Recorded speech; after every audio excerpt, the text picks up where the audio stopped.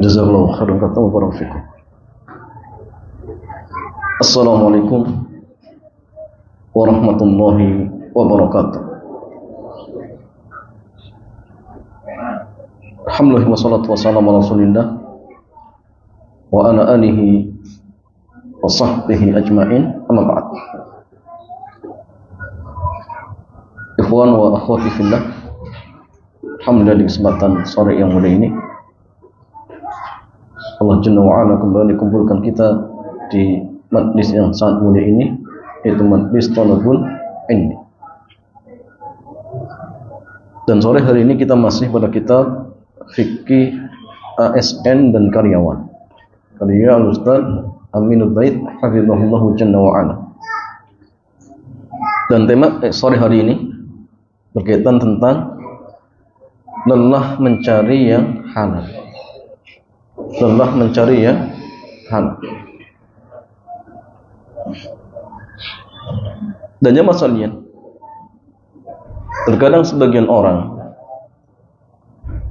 ketika mereka mencari harta yang halal kemudian merasa kesulitan, akhirnya apa?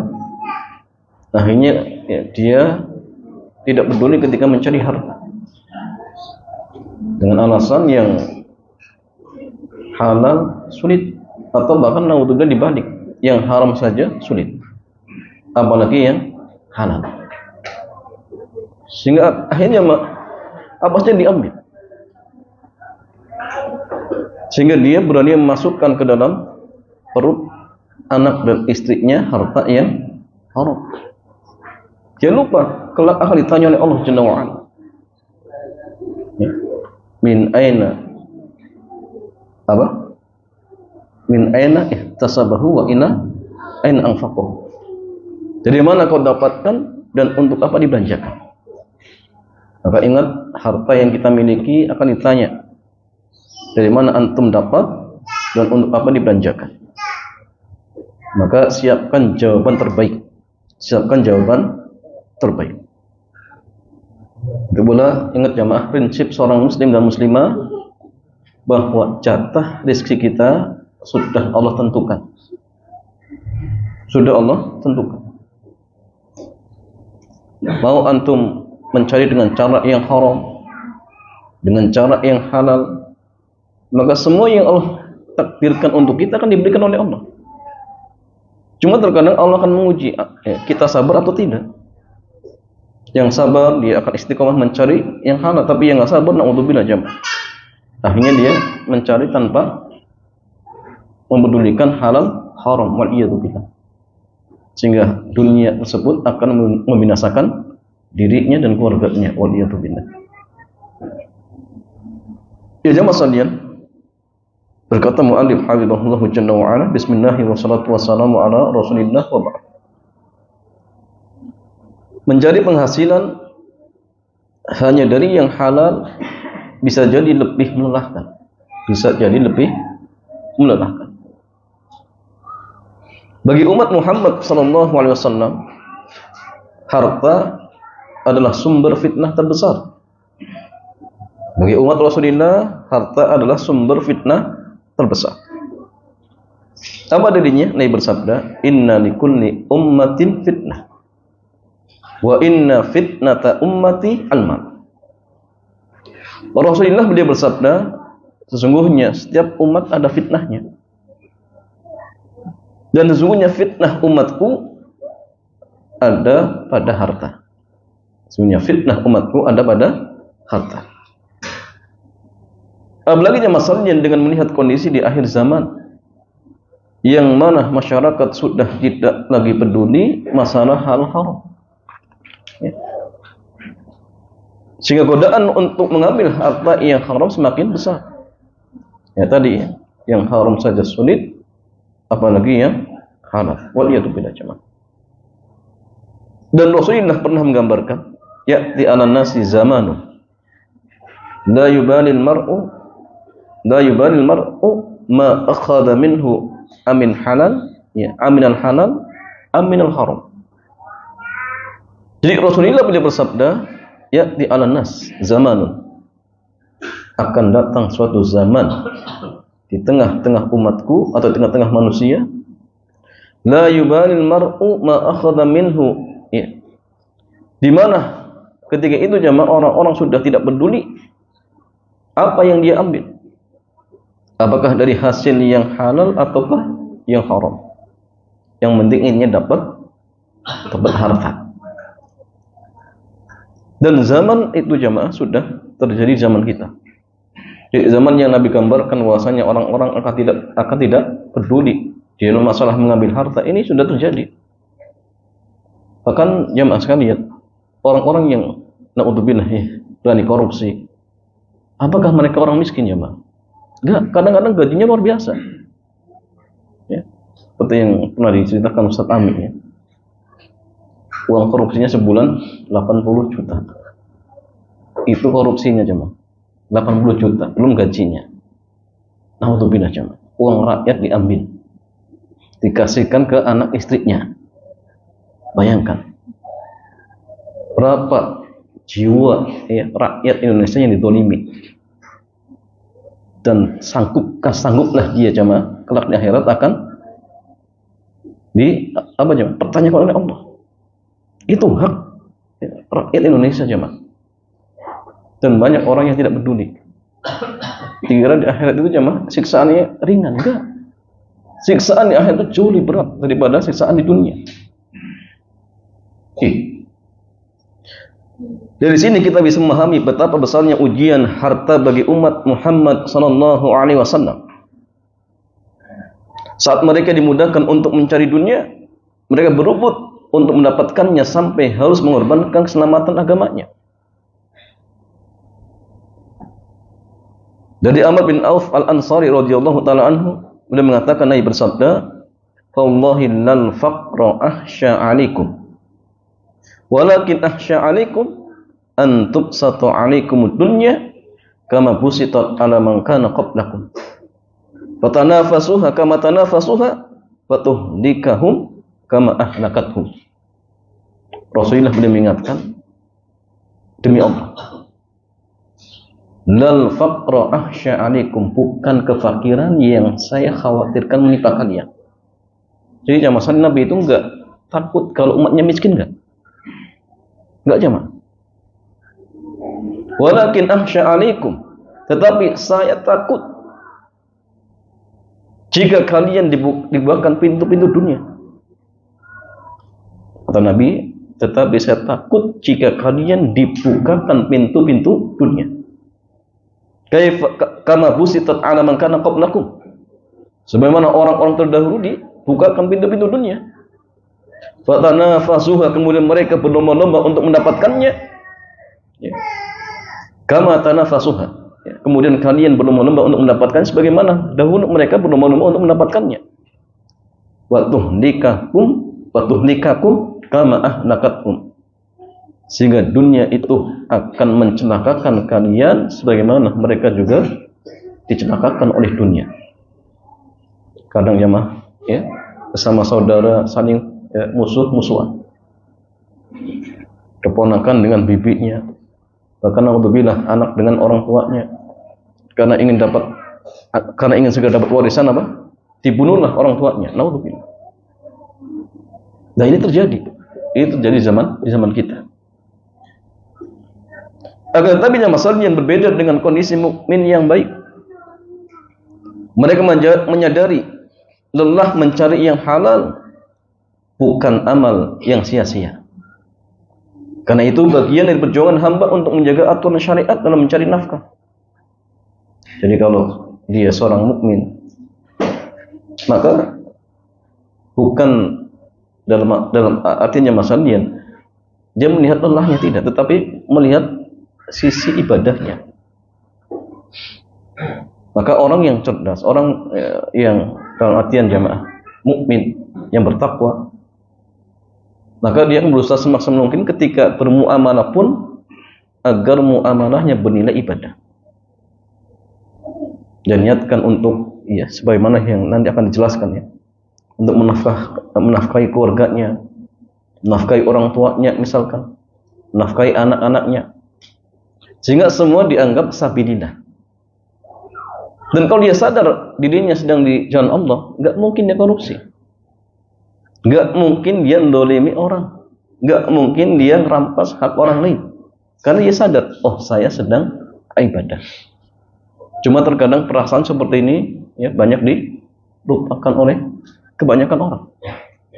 Ya. Sehingga motivasinya ya hanya yang penting ini dapat uang, dapat selesai. Ya jamaah sekalian, Nabi SAW menyebut orang yang bekerja untuk nafkah keluarganya terhitung amal fisabilillah.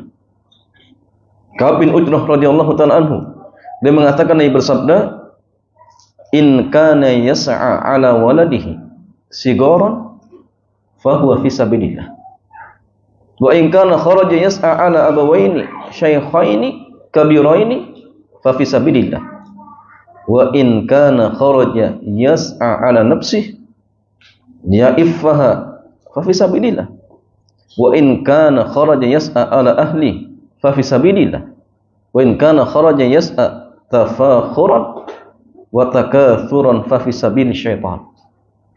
Jadi Nabi mengatakan jemaah sekalian, jika seseorang dia keluar bekerja untuk menafkahi anaknya yang masih kecil, maka dia dianggap sedang berada di jalan Allah, insyaallah. Maka kita selaku orang tua jamaah yang bekerja banting tulang dari pagi sampai sore, kalau niat kita untuk menafkahi anak-anak kita yang masih kecil, maka ingat ya, usaha kita dianggap sabilillah. Kita sedang beribadah di jalan Allah Subhanahu wa ta'ala. Maka orang-orang yang sadar ya nggak mungkin dia akan berbuat maksiat, nggak mungkin. Kan dia sadar sedang ibadah kepada Allah. Masa ibadah korupsi, masa ibadah berdusta, nggak mungkin. Tapi kebanyakan mereka korupsi dan dusta, kenapa? Karena nggak merasa, tidak merasa dirinya sedang beribadah kepada Allah Subhanahu wa ta'ala.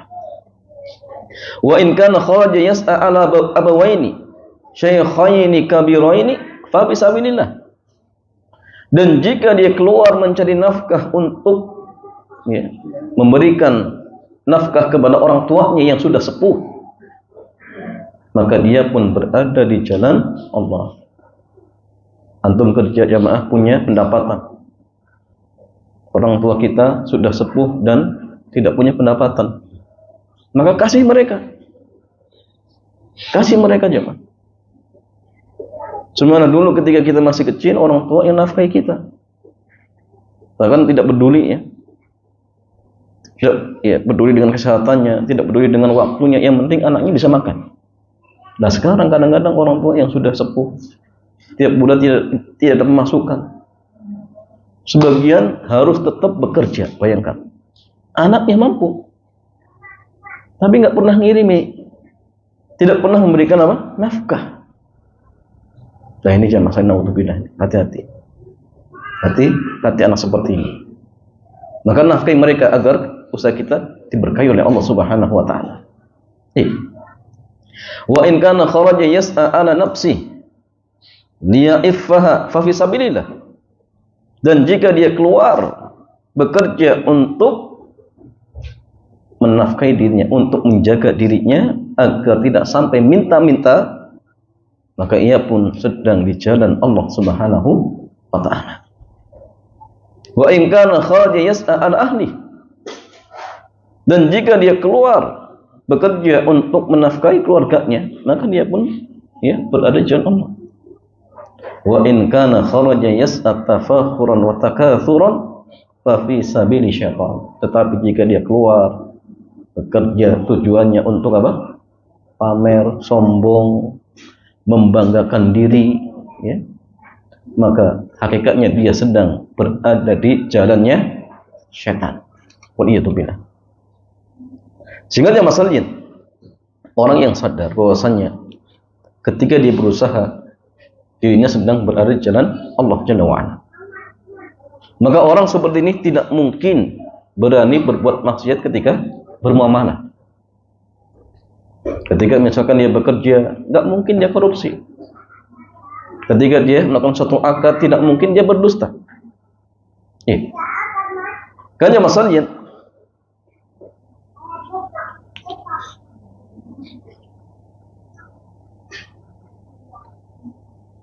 Kita lanjutkan ya. Sebagian besar masyarakat mengira bahwa pendapatan yang banyak berarti rezekinya juga banyak.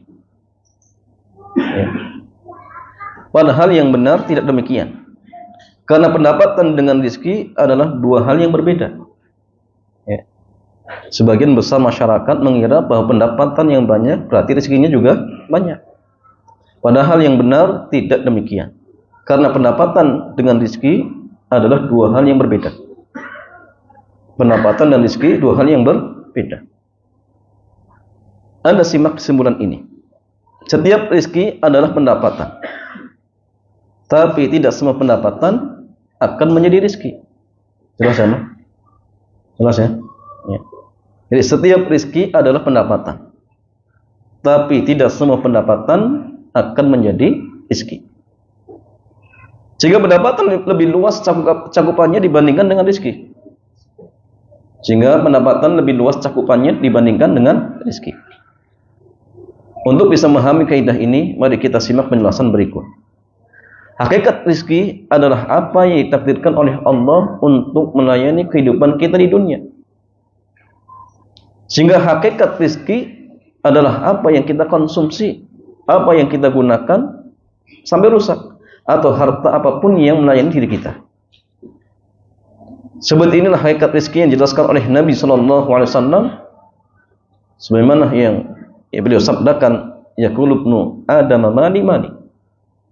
Qal wa hal laka ya ibna Adam, ya ibna Adam min malik illa ma aqalta fa afnaita aw labista fa ablaita aw tasaddaqta fa amdaita. Manusia selalu mengatakan hartaku, hartaku. Qal wa hal laka yabna Adam. Padahal hakikat dari hartamu wahai manusia hanyalah apa yang kamu makan sampai habis, apa yang kamu gunakan sampai rusak, dan apa yang kamu sedekahkan sehingga tersisa di hari kiamat. Jadi hakikat rezeki kita itu cuma 3 jam. Makan yang dimakan kemudian jadi kotoran, pakaian yang dipakai kemudian lusuh, atau barang yang kita gunakan. Yang ketiga, harta kita yang kita sedekahkan. Adapun yang tersimpan di rekening, misal aset kita yang nganggur, itu belum tentu rezeki kita. Belum tentu jemaah.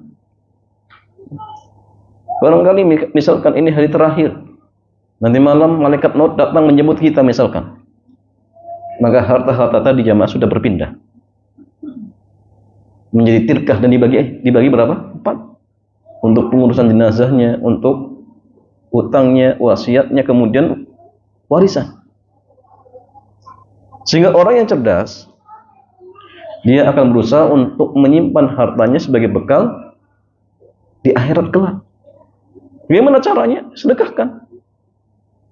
Jangan jamaah sekalian, antum capek dari pagi kerja 8 jam, 7 jam.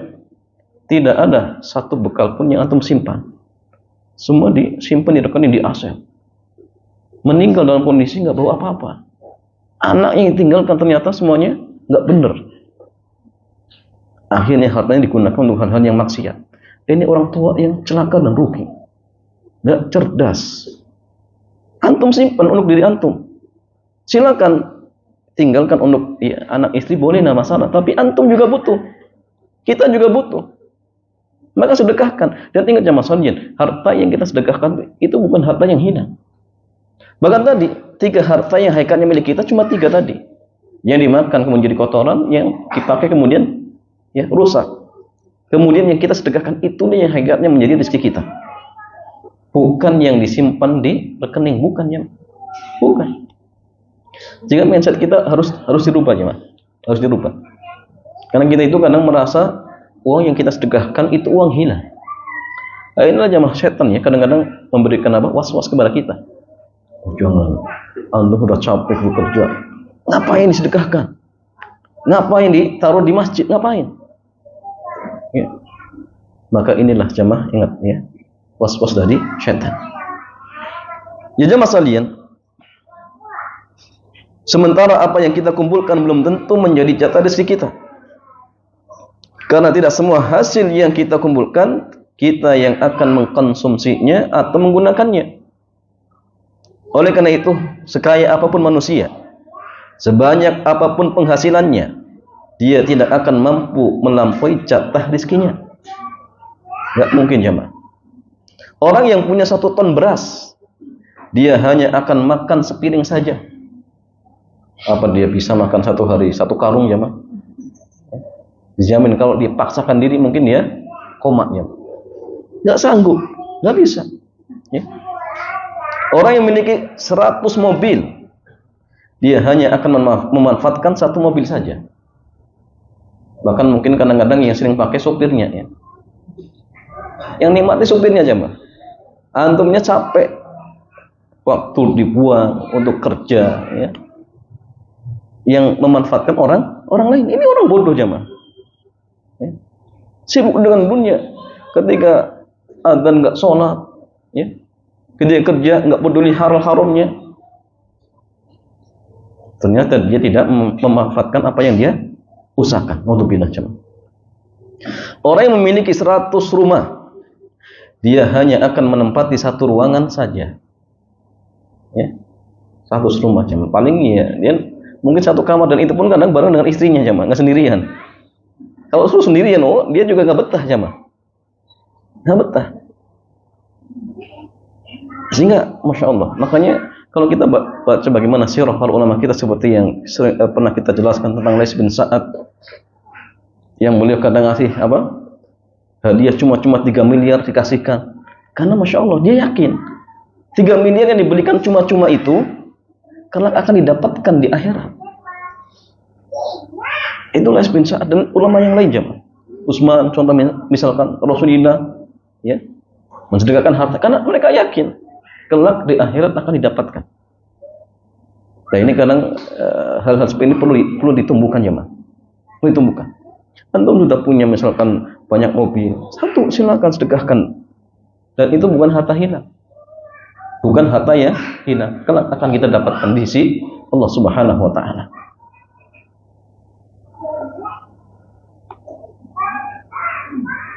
Sementara sisanya bukan dia yang memanfaatkannya, meskipun dia yang memilikinya. Banyak orang Jakarta yang memiliki villa di sekitar puncak atau di daerah lain, namun belum tentu dia bisa menikmatinya setiap pekan. Bahkan belum tentu setiap bulan. Bisa jadi Anda memiliki tabungan ratusan juta di rekening, namun pada hakikatnya yang bisa Anda manfaatkan hanya sekian persen saja. Sisanya orang lain yang akan memanfaatkannya.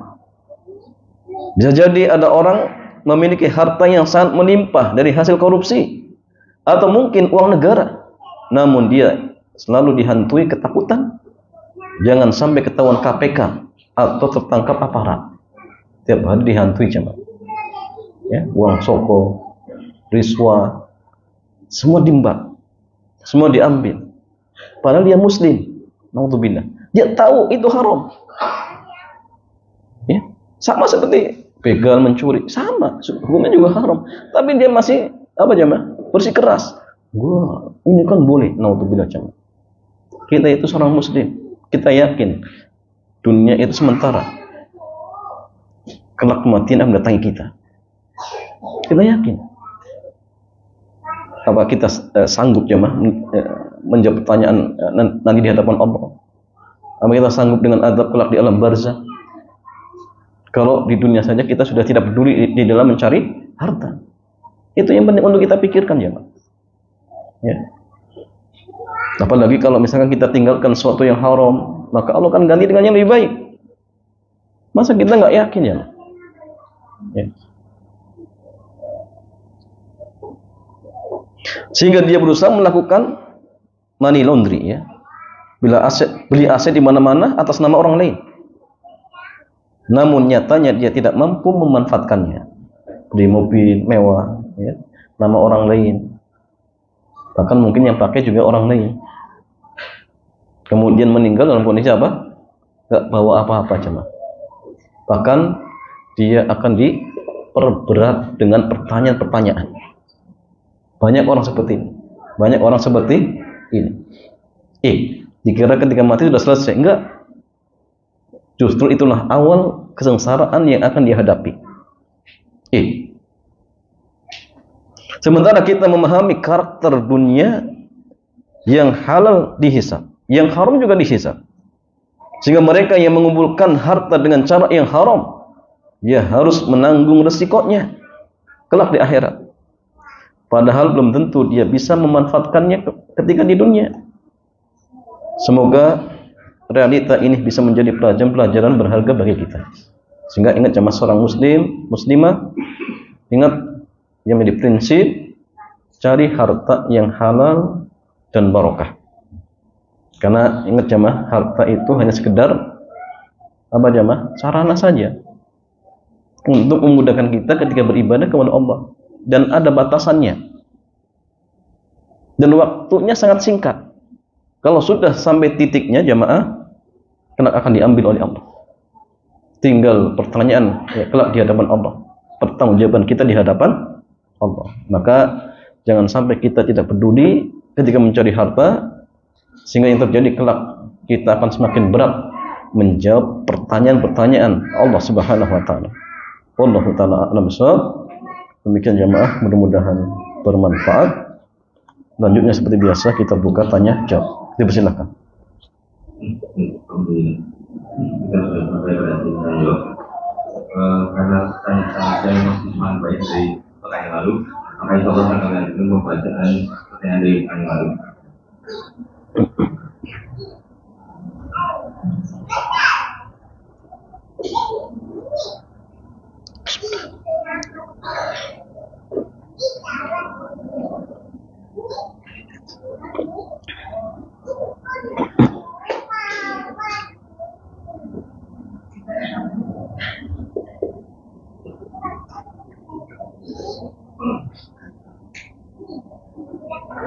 Kupon kerjanya, saya seorang yang bekerja dan kebetulan saya mendapat pekerjaan yang harus bepergian jauh dari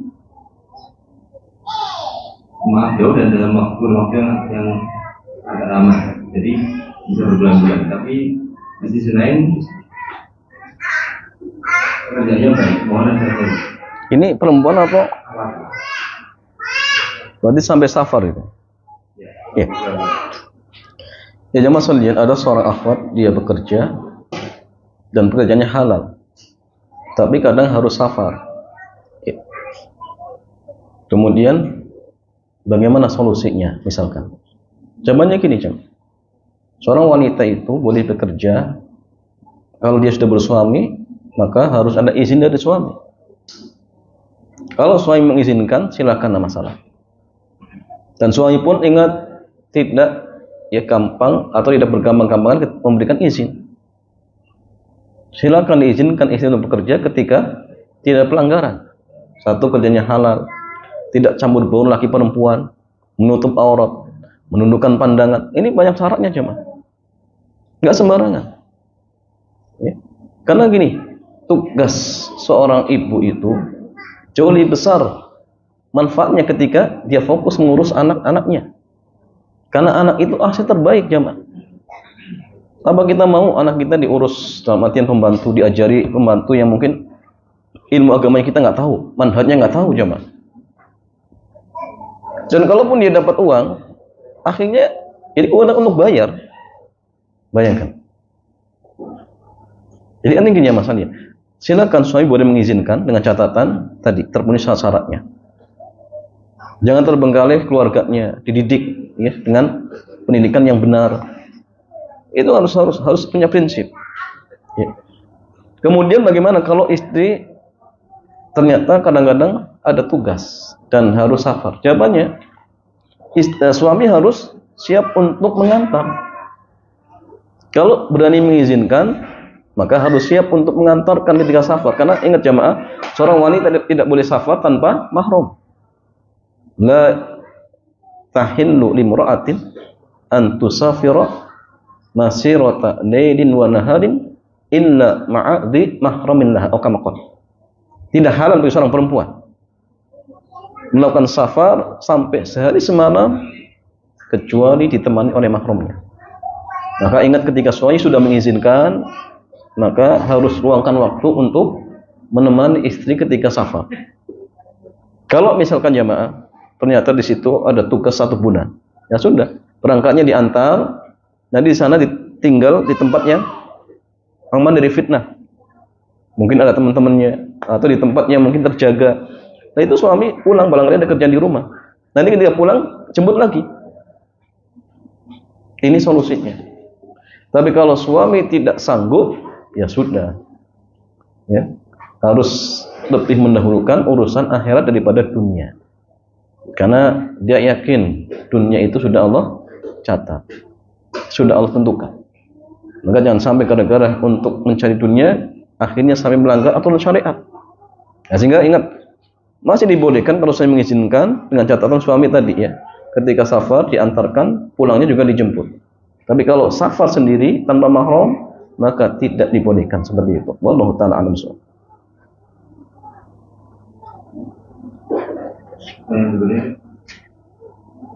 Saat ini saya sedang berjumpa dan berhutang. Riba yang saya sendiri ingin bagaimana cara menyelesaikan semuanya. Saya berusaha bayar hutang tanpa harus pinjam sana sini lagi. Tapi karena pemberi hutang nggak mau mengerti dan tidak mau memberikan waktu, saya sudah mulai menyerah dan nggak mau. Mulai dari nggak pinjam sana sini. Tapi orang-orang mendesak, saya harus segera bayar hutang dan nggak mau alasan apapun dan nggak boleh pulang. Ini menurut solusi dan lagi gimana? Enggak, dia berhutangnya sudah bayar selesai atau gimana? Pokoknya dia ada ribanya. Iya, saja masalahnya kalau seorang dia berhutang dan di situ ada ribanya, maka kewajiban dia hanya membayar sesuai dengan pokoknya saja. Kalau misalkan dulu dia utangnya 1 juta, ya sudah. Dia wajib bayar cuma hanya 1 juta. Kalau ternyata kok karena mungkin bunganya berlipat-lipat menjadi 2 juta, maka 1 juta jangan dibayar. 1 juta jangan dibayar. Kenapa? Karena itu riba. Dan itu nggak boleh. Ustaz, tapi kalau nggak dibayar akan ya apa? Diancam. Maka itu babnya beda. Berarti apa? Menolak mudarat. Maka laporkan saja kepada pihak keamanan kalau diancam. Selesai. Ya. Kalau utangnya 1 juta, bayarnya 1 juta. 1 jutanya jangan bayar. Boleh ya, silakan antum cari alasan atau intinya berkhilah, jangan sampai bayar yang 1 jutanya. Tapi kalau dalam artian yang pokoknya belum diselesaikan, maka wajib bagi dia untuk menyelesaikan pokoknya. Karena itu kewajiban. Kalau misalkan baru bayar misalkan 900, ya selesaikan 100 ribu lagi. Setelah selesai 1 juta, selesai. Dan jangan ya membayar apa? Sisanya, yang itu merupakan bagian dari riba seperti itu. Wallahu a'lam.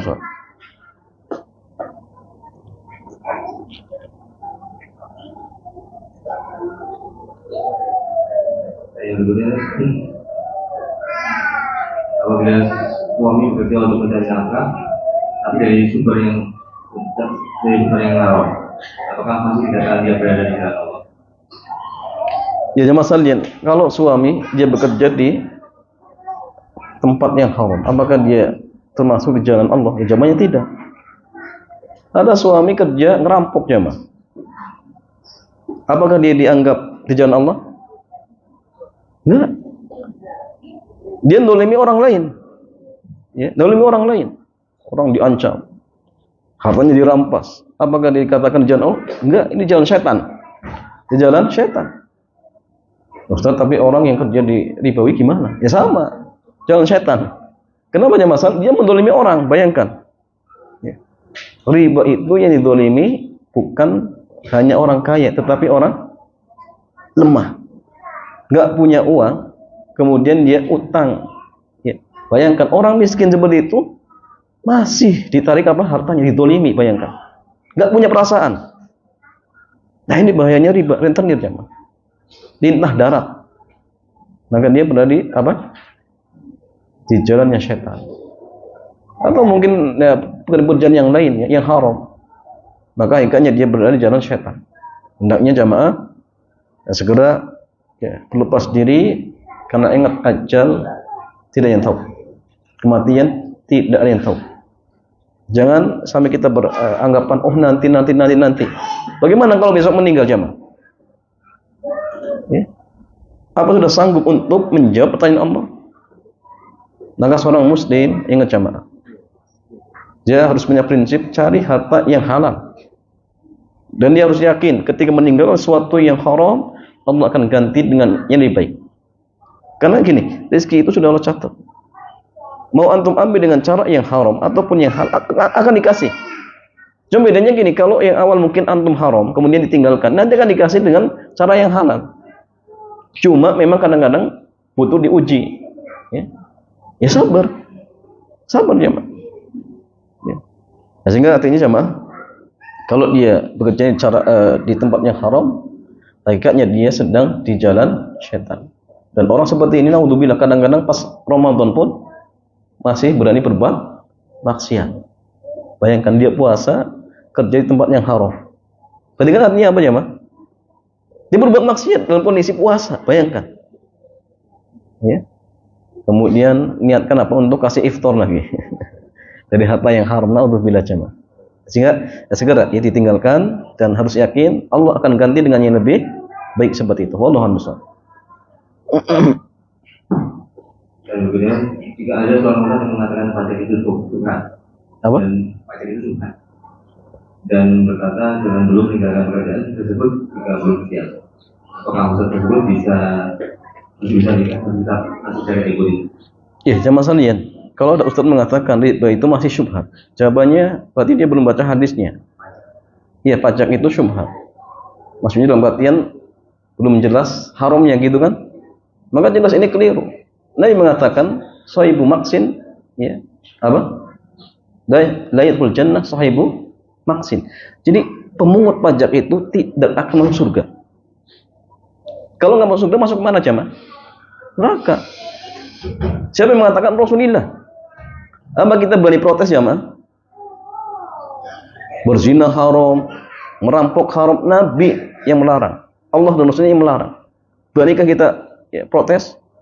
Kenapa sih ngerampok haram? Syariat kita seperti itu jemaah. Coba kalau ngerampok dibolehkan, gimana jemaah? Nyawa kita terancam. Pajak dibolehkan, naudzubillah jemaah. Pungutan dalam Islam itu yang dibolehkan apa? Zakat. Pajak dibolehkan dari orang kafir. Orang muslim nggak boleh. Boleh itu pun kalau kondisi terdesak, negara dalam kondisi genting, keuangan minim, maka boleh, dan itu pun dibebankan kepada orang-orang kaya, bukan orang-orang yang miskin. Jadi ada syaratnya nanti jemaah. Nah ini yang terjadi di kita tidak dipukul rata. Bahkan sampai pun harta yang tidak wajib zakat dikenakan seperti itu pajak. Nah sehingga artinya jemaah jelas ya, orang-orang yang bekerja memungut pajak, dia telah mengambil hak orang lain dengan cara yang batin. Dan kalau misalkan jamaah dia bekerja di situ, namanya ta'awun 'alal ismi wal udwan. Tolong menolong di atas perbuatan dosa dan permusuhan. Sehingga sekali lagi jamaah, jangan sampai ada subhat tadi ya. Kalau belum sanggup kemudian nanti saja, enggak. Yang diperintahkan jamaah sekalian, man taraka syai'an lillahi awadahu khairan minhu. Tinggalkan dulu, kemudian Allah ganti dengan yang lebih baik. Bukan cari dulu ditinggalkan, keliru. Sebagian orang itu jamaah cari dulu, kalau dapat baru tinggalkan, keliru. Ya. Jadi perintahnya itu apa jamaah? Tinggalkan dulu, nanti Allah ganti dengan yang lebih baik. Nah, maka selama ini karena nggak berani meninggalkan, ya akhirnya nggak dapat. Coba tinggalkan dulu. Tinggalkan dulu, saya itu cari yang halal. Insya Allah akan dikasih oleh Allah Subhanahu wa Ta'ala. Wallahu ta'ala a'lam. Jadi tadi ya ustadznya seperti itu jangan diikuti pendapatnya. Itu keliru. Wallahu a'lam.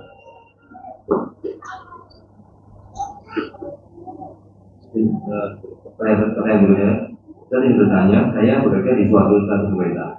Suatu waktu saya diberi uang lembur. Kawan saya tidak ada ketentuan uang lembur, jadi uang tersebut tidak asli. Uang tersebut diambil dari uang kas yang bersumber bukan dari bulan pegawai. Ini tidak terjadi sekali atau dua kali. Apa yang sebaiknya saya lakukan? Diterima, tapi disalurkan ke pembangunan infrastruktur atau ditolak dan berlepas diri dari perbuatan tersebut. Dia lembur atau bukan ya? Lembur.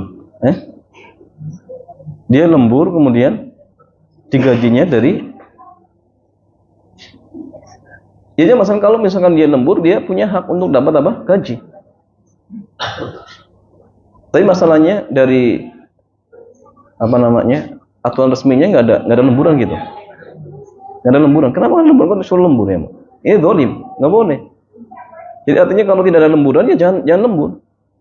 Jangan lembur. Ya. Kalau lembur ya harus ada imbalan. Harus ada imbalan. Cuma masalahnya tadi ya mungkin ini nggak resmi dari pihak atasan, kemudian menetapkan apa? Adanya lembur, tapi gajinya diambil dari apa? Dari dana yang lain. Dan itu nggak resmi, jamaah. Nah jawabannya jamaah sekalian, kalau misalkan dalam artian ini nggak resmi dan kalau ketahuan pihak pemerintah dan akan apa? Akan ditangkap, ya berarti ini memang nggak resmi. Kalau ini termasuk apa? Ratifikasi misalkan, ya buat ini nggak boleh. Tanyakan dulu kepada atasan, kemudian sampai nanti Pak Jokowi kamu mengatakan oh ini boleh, berarti boleh. Kalau nggak boleh, berarti itu haram. Karena sekali lagi dia pegawai negeri, ya. Maka tidak boleh dia menerima uang tambahan dari gajinya kecuali memang resmi dari negara. Kalau tidak, khawatir itu masuk tambahan apa? Hadayatul umat. Hadiah khianat khawatir. Sehingga harus tanyakan dulu, kalau misalkan tidak dibolehkan ya jangan diambil. Terus bagaimana? Ya sudah salurkan untuk fasilitas umum atau diberikan kepada fakir miskin, dibolehkan. Wallahu a'lam. Dulu saat bekerja di pemerintahan saya pernah mendapat uang yang dibagikan menjelang Idul Fitri atau akhir tahun. Namun saya kurang tahu pasti itu uang sanggaran atau dari yang lain. Dan saya lupa sebenarnya. Saat menerima itu saya tidak tahu kalau ternyata itu tidak boleh. Dan setelah tahu dan mengerti, saya kira-kira nominalnya berapa lalu dikatakan dengan izin berisikan seperti itu apa dulu Ustaz? Ini bukan resmi THR ya. Berarti ada dana lebih kemudian dibagikan kepada pegawai. Jelas ini dana yang tidak resmi dari pemerintah. Ya. Dan ini nggak boleh.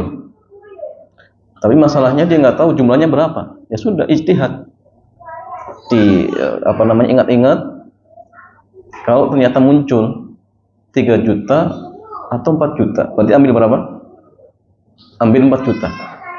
Ambil 4 juta. Setelah itu keluarkan untuk fasilitas umum atau berikan kepada fakir miskin. Selesai, sudah. Jadi kewajiban dia harus berijtihad. Ya, agar apa? Agar bisa membebaskan harta yang haram tersebut. Jangan sampai nanti kelak di akhirat digugat. Jangan. Mendingan susah di dunia daripada kelak digugat di akhirat. Nah, itu prinsip orang muslim ya. Karena di akhirat itu ingat jamaah, kondisinya jauh lebih parah. Lebih mencekam daripada sekarang di dunia. Nah, kalau misalkan ada seperti itu ya sudah, sekarang berusaha dipikir ya. Ijtihad benar sungguh-sungguh jumlahnya berapa. Kalau muncul berapa ya sudah. Kalau ternyata keliru, maka Allah memaafkan karena kita sudah berusaha berijtihad semaksimal mungkin. Ya, wallahu a'lam.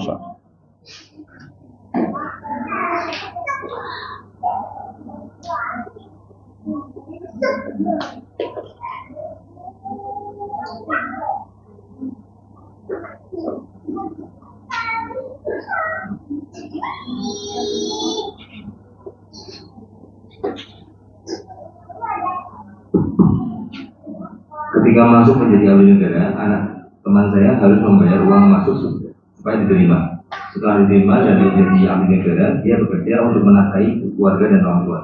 Apakah penghasilan tersebut haram? Ya, jamaah ada seorang dia masuk kerja dengan cara nyogok, kemudian diterima. Apakah gajinya sekarang haram atau halal? Jawabannya para ulama kita berbeda pendapat. Guru dan murid beda.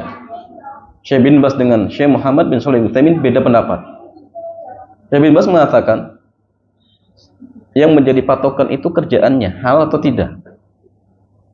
Kalau kerjanya halal dan dia memang sekarang berhak dalam artian sudah ahli misalkan, maka gajinya halal tapi perbuatan dia dulu berdosa. Ini fatwa dari Syekh bin Bas. Tapi muridnya Syekh Muhammad bin Shalih Ibnu Utsaimin beliau mengatakan gaji dia itu bisa halal dengan catatan dia sampaikan kepada pihak personalianya atau HRD dan lain sebagainya yang dulu nerima, sampaikan dulu pas saya daftar itu mogok. Kalau misalkan mereka mengatakan oh nggak masalah, antum tobat saja, lanjutkan kerja, insya Allah halal. Tapi kalau tidak jamaah sekalian, ya antum keluar saja, ini nggak benar, ya udah keluar jamaah. Jadi gaji dia masih terkatung-katung sampai status dia benar-benar diizinkan oleh pihak yang dulu menerima. Dan walau alam jamaah, pendapat Syekh Muhammad bin Shalih Ibnu Utsaimin lebih kuat dan lebih hati-hati. Maka siapa yang pernah lamar kerja dengan ijazah palsu atau ijazah yang nyontek dulu ya ketika ujian skripsi dikerjain orang lain, kemudian buat daftar kerja diterima, hati-hati jamaah. Biar halal sampaikan kepada pihak personalia, Pak dulu saya pas ngelamar di sini ijazahnya nyontek. Kalau diterima lanjutkan. Kalau tidak ya keluar antum jamaah.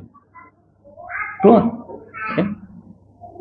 Karena sekali lagi jamaah, sesuatu yang dibangun di atas kebatilan akan batil juga.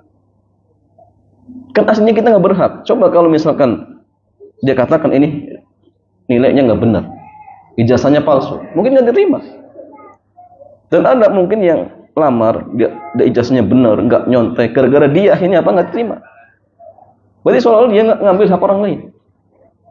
Maka cara tobatnya dia harus sampaikan kepada pihak yang terima dulu. Kalau diizinkan, insya Allah selesai. Insya Allah selesai. Tapi kalau tidak, ya sudah keluar, selesai. Ya, ini pendapatnya paling hati-hati. Pendapatnya paling hati-hati. Walaupun tadi saya katakan, kalau Syekh bin Bas mengatakan dilihat jenis kerjaannya, kalau memang halal dan dia sudah pandai di situ, hasilnya halal. Ustaz, boleh tidak? Saya ingin ikut pendapat Syekh bin Bas yang mengatakan halal. Boleh tidak jamaah?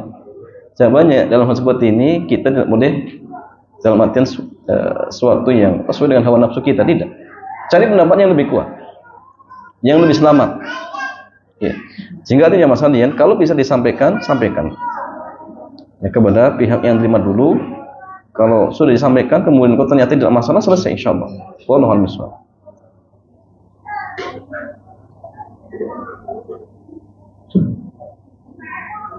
Yang kedua, apakah tabungan yang kita miliki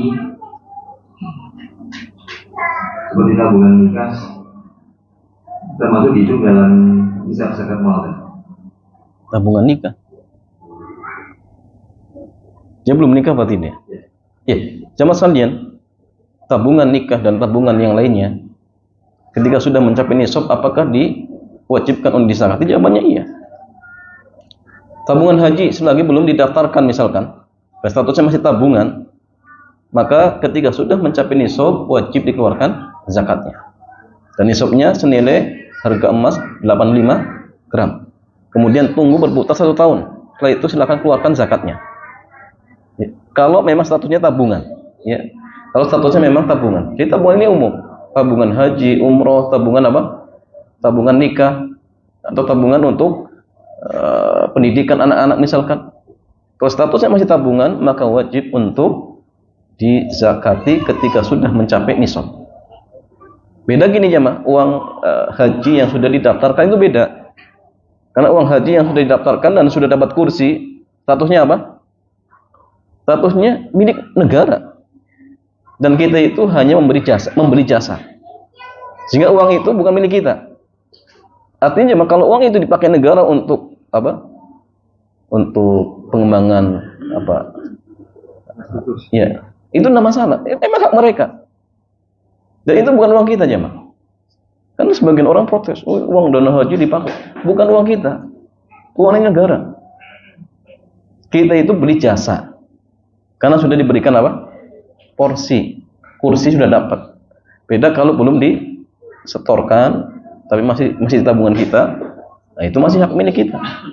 Tapi kalau sudah dapat kursinya, berarti sudah beli jasa dan kita apa jamaah akan mendapatkan jasa. Kapan jasanya? 30 tahun atau 32 tahun misalnya, tergantung ya. Itu jasa kita yang kita beli dan uang itu sudah milik negara. Sehingga artinya jemaah, kalau misalkan ketika antum berangkat haji, aslinya haji itu tidak sampai atau mungkin bahkan lebih dari yang kita tabungkan. Karena kan alasan mereka, alasan negara itu ini sebagai apa? Imbalan. Itu statusnya hadiah.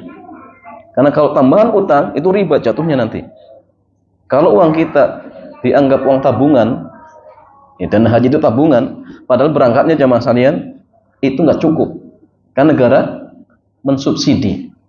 Nah, kalau statusnya tabungan berarti subsidi ini riba. Tapi karena uang kita bukan uang tabungan tetapi untuk membeli jasa, sehingga apa? Sehingga hadiah yang diberikan itu murni hadiah dari pemerintah. Sehingga masalahnya apa? Boleh, nama masalah. Nah, ini kalau sudah memang diberikan apa, atau disetorkan, kita sudah beli apa namanya kursinya misalkan. Tapi kalau tadi seperti tabungan-tabungan yang belum diberikan kursi atau tabungan nikah dan lain sebagainya, maka wajib ditunaikan zakatnya ketika sudah mencapai nisab. Wallahu a'lam.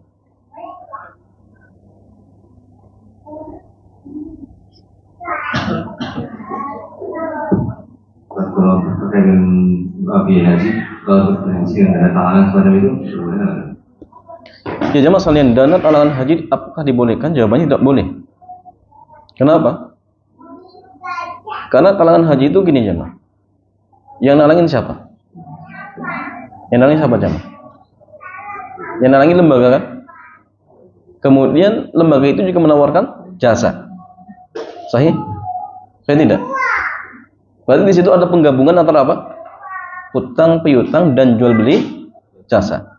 Dan Nabi melarang menggabungkan antara jual beli dan utang piutang. Dan jual beli jasa termasuk jual beli.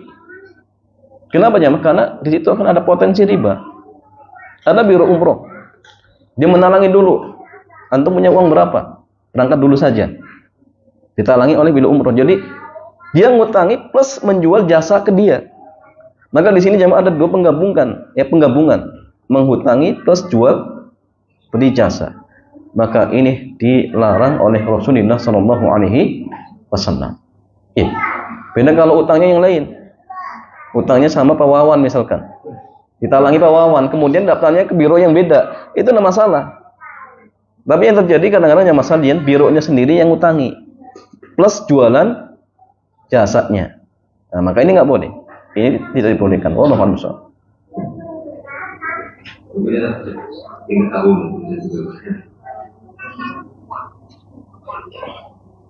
Saya bertanya, apakah ada batasan seseorang dalam bekerja sama dengan jihad fisabilillah seperti hadis yang disebutkan tadi, setelah ia berniat dengan benar supaya seperti yang disebutkan tadi, ia berkarir dan menseriusi karir dan pekerjaannya. Contoh, dia terus melanjutkan mempertinggi kuliahnya sampai S2, S3, bahkan mungkin di atasnya lagi, atau apakah hal tersebut bisa disebut dengan mengejar dunia? Bagaimana batasannya? Ya, masalahnya tadi sudah disebutkan dalam hadis bahwasannya seorang yang ketika dia bekerja niatnya untuk apa? Menafkahi keluarganya, menafkahi orang tuanya, menafkahi istrinya, menjaga dirinya dari minta-minta ke orang lain, maka ini termasuk apa? Jihad atau fisabilillah. Tapi kalau orang kerja tujuannya untuk apa? Untuk mendapatkan status sosial, untuk sombong, maka ini di jalan setan. Maka tinggal niatnya dia lanjutkan kuliah lagi sampai S3 misalkan. Apa tujuannya? Apa tujuannya? Agar statusnya dilihat oleh masyarakat. Oh, dia itu S3. Kemudian jabatannya ini. Kalau itu yang diinginkan, nah ini jalan setan. Jalan setan ya. Tapi kalau misalkan niatnya tadi kembali kepada tadi ya, menafkahi keluarganya, menafkahi anak istrinya, menafkahi orang tuanya, maka fisabilillah ini standarnya, ya standarnya. Bukan ya, artinya jamaah pendidikan dan pendidikan hanya wasilah. Hanya wasilah. Silakan antum raih pendidikan setinggi mungkin tidak masalah. Yang penting intinya kerja bekerja niatnya benar. Itu saja. Itu hanya perantara saja jemaah. Yang penting tidak melalaikan antum dari beribadah kepada Allah, tidak masalah. Ya. Dan jangan niatkan untuk tadi ya apa namanya dalam artian pamer status sosialnya, atau agar dikatakan ya ini dan itu, sehingga yang terjadi sombong, membanggakan diri. Hindari seperti itu. Hindari seperti itu. Dan ini kembali kepada niat masing-masing seperti itu. Wallahu ta'ala a'lam bishawab.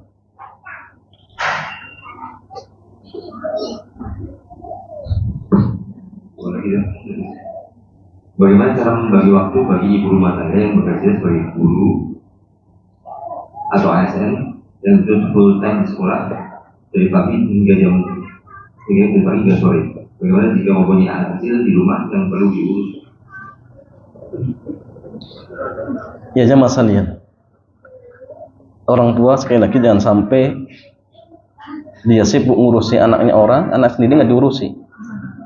Nah ini penting jamaah. Dia maksimal luangkan waktu dari pagi sampai sore ngurusi anak orang lain agar jadi baik. Anaknya sendiri nggak diurusi. Mau baik mau tidak biarkan saja, jangan. Kalau misalkan dia terpaksa dalam artian tadi ya bekerja jadi seorang guru, ya misalkan, maka jangan lupa anak juga dididik. Dia nggak bisa didik agama, ya sudah datangkan guru agama untuk ngajari ilmu agama, hal-hal yang dasar tentang fikih sholat, akidahnya. Nah itu harus jamaah. Kalau enggak ya sudah luangkan waktu untuk ngajari mereka. Pas mungkin waktu pagi juga sama-sama mungkin bekerja. Kalau masih belum sekolah ya sudah datangkan orang yang bisa mengasuhnya dengan catatan bisa tadi ya mengajari ilmu agama, dasar-dasar ilmu agama. Jangan asal-asalan. Jangan asal-asalan cari perawat, kemudian ternyata Masya Allah diajari hal-hal yang nggak benar. Dan ini tanggung jawab orang tua, terutama seorang suami. Kullukum ra'in wa kullukum mas'ulun an ra'iyati. Setiap kalian itu pemimpin dan akan ditanya terkait apa yang dipimpinnya. Seorang suami dia kepala keluarga, seorang istri juga pemimpin bagi apa? Apa jemaah? Anak-anak suaminya. Akan ditanya bagaimana pendidikannya. Akan ditanya aja, Pak. Nah, sehingga kembali tadi, ya jangan sampai dia sibuk ngurusi anaknya orang, anak saya sendiri tidak diurusi. Ini namanya orang tertipu. Orang tertipu. Ya, dia habiskan uang untuk apa jemaah? Ngasih orang lain, tetapi ternyata orang yang dimintai untuk ngajari anaknya nggak benar. Misalkan naudzubillah. Nah, sehingga artinya kalau terpaksa tidak masalah, tapi jangan lupa dengan keluarga. Jangan lupa dengan keluarga, didik anak-anak dengan akidah yang benar, dengan dasar-dasar ilmu agama yang ya, hukumnya fardhu ain. Ini paling penting.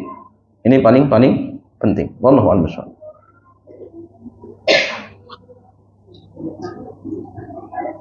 Tapi kalau bisa desain itu lebih bagus. Lagi.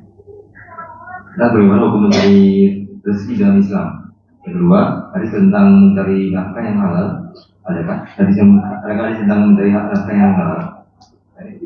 Apa tadi? Bagaimana hukum mencari rezeki yang halal? Maksudnya, bagaimana hukum mencari rezeki dalam Islam? Yang kedua, hadis tentang mencari nafkah yang halal. Apakah ada?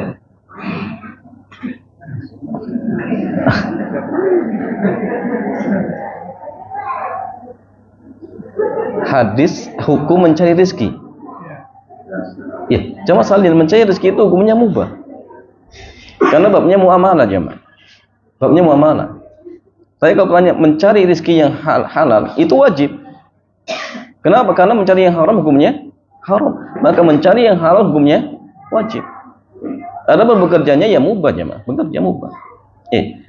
Kemudian apa dalil apa tadi? Hadis mencari rezeki yang halal. Hadis mencari rezeki yang halal. Oh banyak jemaah. Bahal bai' wa haram riba. Allah menghalalkan jual beli dan mengharamkan riba. Berarti termasuk apa? Kita disuruh untuk jual beli itu halal. Jual beli itu halal. Demikian bagaimana apa namanya? Nabi juga berjual beli misalkan. Kemudian Nabi juga melakukan muamalah dengan orang-orang Yahudi misalkan. Atau ketika kisah Hakim bin Hizam, ya'tini rajul wa yuridu minni bai'. Kadang seorang laki-laki kemudian ya, dia berminat untuk membeli suatu barang kepadaku, tetapi saya belum punya barangnya.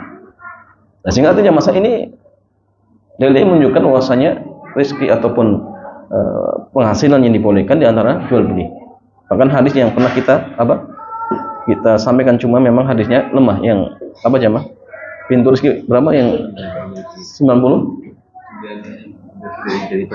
Iya, cuma memang lemah. Nah, ini hadisnya lemah. Tapi jamaah sekalian memang banyak ya. Pokoknya gini, prinsip kita dalam masalah muamalah, al aslu fil muamalah al ibahatu. Hukum asal di dalam muamalah itu diperbolehkan sampai datang dalil yang mengharamkan. Maka pertanyaan dibalik, ya, mana dalil yang mengharamkan? Kalau nggak ada, berarti hukum asalnya boleh. Mau misalkan sistem apa? Dropshipping, mau misalkan jual beli kredit, ya, hukum asalnya boleh selagi belum ada dalil yang melarang. Kalau ada riba, oh berarti larangannya ribanya, ya. Atau misalkan jamaah ternyata nggak jelas akarnya, oh karena gorornya. Tapi kalau misalkan pelanggaran tidak ada, kembali kepada hukum asal. Al aslu fil muamalati al ibahatu, ya, hukum asal di dalam muamalah itu dibolehkan. Maka jangan dibalik, ya, mana dalil yang menghalalkan? Hukum asalnya halal jamaah. Jadi pertanyaan, mana dalil yang mengharamkan? Beda dengan ibadah. Ibadah itu jamaah yang ditanyakan apa? Mana dalil yang memerintahkan? Karena hukum asal dalam ibadah itu diharamkan. Kecuali kalau ada dalil yang memerintahkan, sholat misalkan. Kalau nggak ada ya jangan. Nggak boleh ngarang-ngarang dalam masalah ibadah. Ya. Puasa, silakan kerjakan puasa yang ada dalilnya. Yang tidak ada, jangan dikerjakan. Beda muamalah. Kalau tidak ada dalil yang melarang, silakan antum kerjakan. Kalau ada, tidak boleh dikerjakan. Ya, tidak boleh dikerjakan seperti itu. Wallahu ta'ala a'lam bishawab. Saya sedang kalau mahasiswa dan yang mana pas menerima materi dari dosen tidak 100% bisa saya serap. Dan saya khawatir dalam hadis nanti apakah bisa bekerja dan membayar orang tua. Bagaimana saya menyikapi kekhawatiran dia? Maksudnya khawatirnya kenapa dia? Khawatir nggak bisa menerima keputusan pelajaran yang diterima. Kemudian khawatir tidak bisa dapat pekerjaan yang bagus. Iya. Ya jamaah sekalian, tugas seorang anak ketika misalkan di sekolah kalau orang tuanya adalah belajar semaksimal mungkin. Kalau dia sudah berusaha, ternyata kok ada kurang-kurangnya misalkan, maka dia nggak berdosa. La yukallifu nafsan illa wus'aha. Allah ingat tidak membebani seseorang kecuali dengan apa yang dia mampu. Yang jadi masalah itu kalau misalkan sudah dibiayai oleh orang tuanya, ternyata malas-malesan, itu yang jadi masalah. Kalau dia sudah maksimal, belajar sudah maksimal, ternyata nggak paham, dimaafkan ya, Mak. Sudah mencari kerjaan, ternyata nggak dapat, ya sudah dimaafkan. Maka gini jamaah, harus dirubah pola pikir kita. Kita belajar itu tujuannya apa jamaah? Mencari ilmu, bukan cari kerjaan. Bukan cari kerjaan jamaah. Belajar itu cari ilmu. Kalau antum niatnya belajar atau kuliah, cari kerjaan, nggak usah jamaah. Ya. Orang nggak kerja, nggak kuliah saja bisa kerja, bisa jamaah. Jadi bahkan perusahaan yang besar kadang-kadang yang punya itu bukan orang yang pendidikannya tinggi, yang kerja anak buahnya justru pendidikannya tinggi. Memang gini jamaah, rezeki itu murni pemberian Allah. Ingat, rezeki itu murni pemberian Allah, bukan karena ilmu yang kita miliki. Maka jangan sampai kita punya akidah seperti Qarun. Ketika dia diberikan harta, apa yang dia katakan? Innama utituhu ala ilmin indi. Saya itu diberikan rezeki karena ilmu yang saya miliki. Ini akidahnya Fir'aun.